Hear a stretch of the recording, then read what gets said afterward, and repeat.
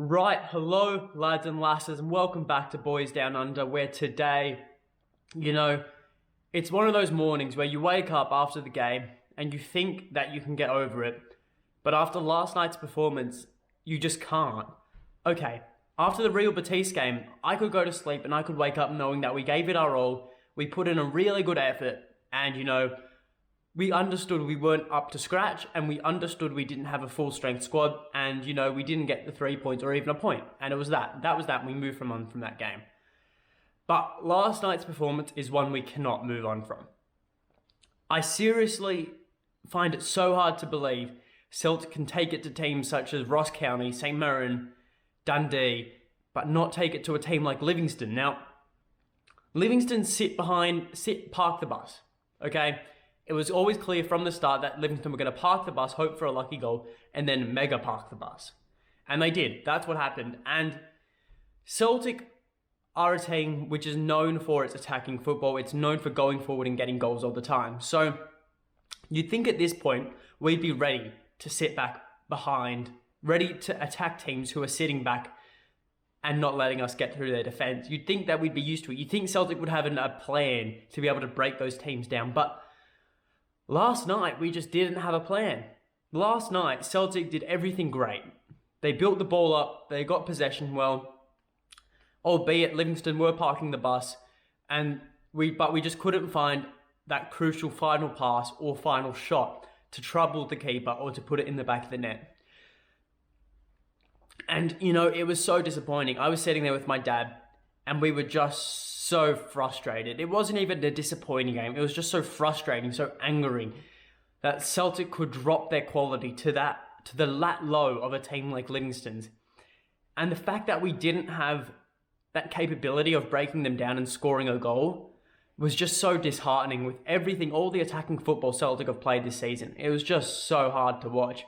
Like, look at it, right? We scored 3 goals against Real Betis, who are a top team in Spain. And then we can't score a single goal against the worst team in Scotland. The top flight of Scotland. It is shocking. It is so shocking.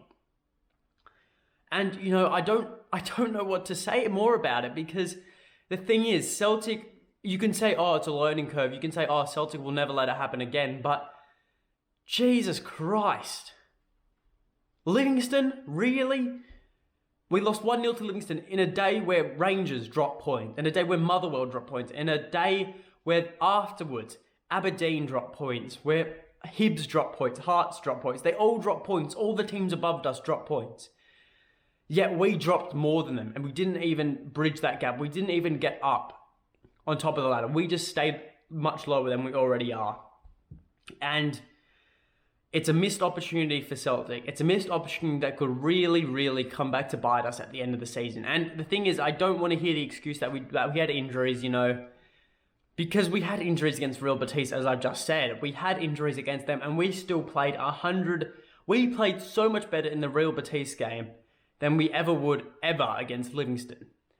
I just don't know what it is. I don't know how Celtic were able to go a goal down and still not be able to get that oomph, get that energy to go and get an equaliser.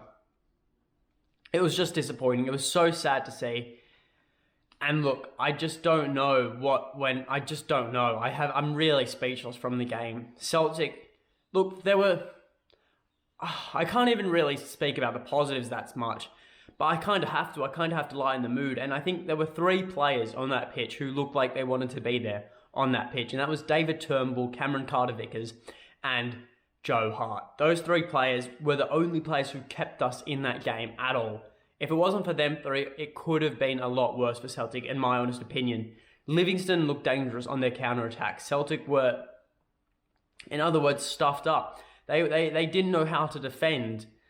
And the other disappointing thing is that all the players Celtic have called for to play, Celtic have called on, like the fans have called on James McCarthy. They don't want to see Sorrow. They called on Welsh. They didn't want to see Starfelt anymore. Juranovic instead of Ralston.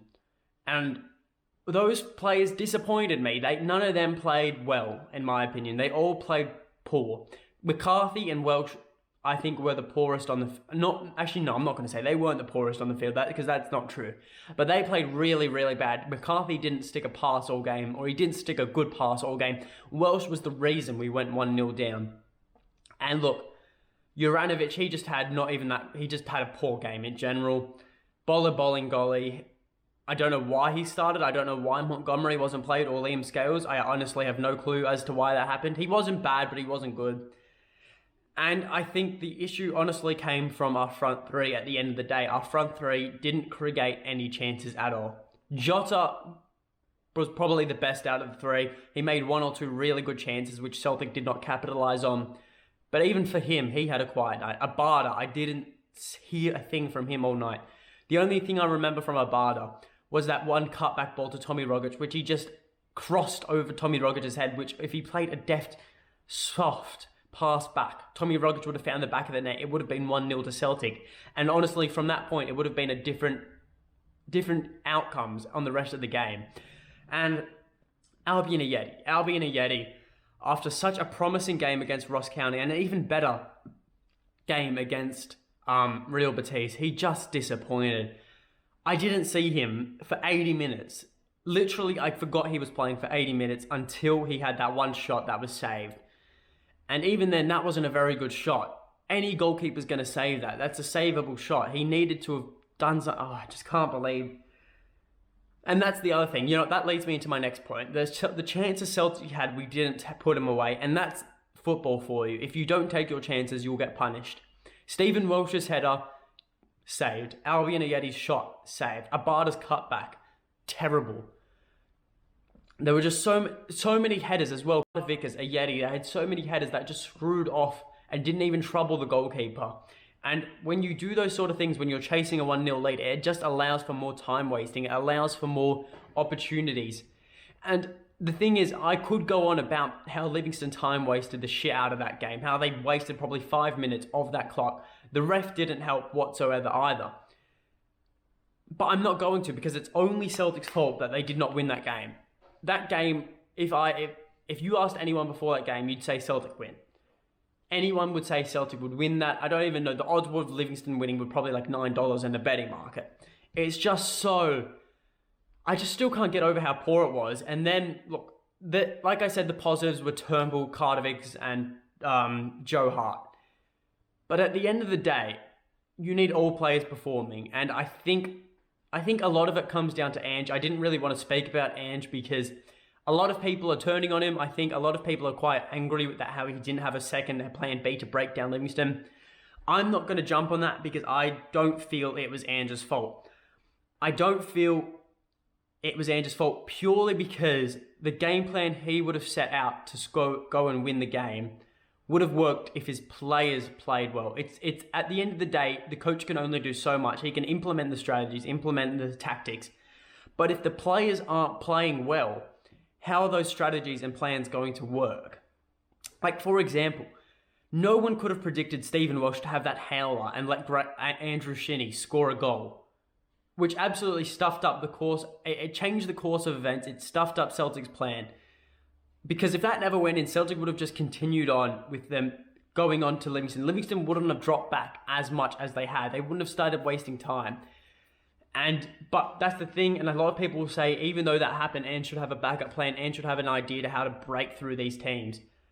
But at the end of the day, if a team is good at parking the bus, there's very little you can do to break through it. There's only so much a team can do to break through or park the bus. And we did a couple of times, but the keeper came up with stops. I honestly have a hatred for that Livingston goalkeeper. I hate him so much. But he made some good saves that kept Livingston in the game. And look, it isn't a learning curve, but it could be a turning point. It could be that turning point in the season where Celtic realise that if they keep on wasting golden opportunities like this for 3 points, they're never going to get the Champions League. They're not going to win the league back. And if they don't change their ways, it isn't going to happen. Everyone knows that. But I feel at the same time, we need our reinforcements back so bad. I honestly feel it all comes down to Callum McGregor. Callum McGregor, the last 2 games, if he had played, I think we win both games. In my honest opinion, we win both games if Callum McGregor plays. Callum McGregor, is the super glue that keeps this team together. He runs that midfield. Look at the last 2 games, and if you can find what I find is the common denominator in both losses is not Celtic's attitude. It's not nothing. It's that CDM holding midfield role. Sorrow played terrible against Real Betis, and it eventually costed us the game. James McCarthy played terrible against Livingston, which cost us the game. Is a factor to which cost us the game. If Callum McGregor had played in both those games, we would have won, because I honestly have, in my honest eyes, I think Callum McGregor is one of Celtic's best players. He is the reason Celtic win games. He is our captain. He is our leader. He knows how to stick a good ball. He knows how to keep a calm and level head. He knows what to do in that position. He knows what his players around him are going to do. And I think the lack of Callum McGregor is just so detrimental to Celtic's form and the way Celtic plays. Yeah, you can say it's Kyogo. And that is true. We miss Kyogo so much. His movement, his creativity up front. It's just so lacking. You can see players like Tommy Rogic, Abada, Jota are looking for those runs of Kyogo to play him through that ball, and not someone like Albion who's standing still in the one position waiting for the ball to get to his feet or his head. But yeah, back to Callum McGregor. If we had them two playing, but more specifically Callum McGregor, who can keep a level head, he can keep his team calm, he can play a good ball, he can go forward, he can defend. I reckon we win those last 2 games. And we have to realise though, we don't have Callum McGregor. We needed a good option, and both CDMs disappointed. Both CDMs have quality in them. Like, for example, look at both games. When James McCarthy came on against Real Betis, he calmed the game down. He had that level head. He played so much better than Sorrow. And vice versa in the Livingston game. When Sorrow came on, Sorrow was so much better than James McCarthy. Sorrow almost set up our first goal if Albion got that in the back of the net. But look, at the end of the day, it is what it is. And I think I'm not going to dwell on it for any longer. We've got Wraith Rovers this week in the Cup, and honestly, if we lose to Wraith Rovers, I honestly don't know what's next for Celtic. And yeah, look, we just need to get wins on the board. People are going to say it's our away form, it's our away, how we're playing away from home. Celtic can't do it away from home. I don't think it's that. I just think every time Celtic have played away from home, it's been the worst circumstances for us, and I don't know. I honestly don't know anymore.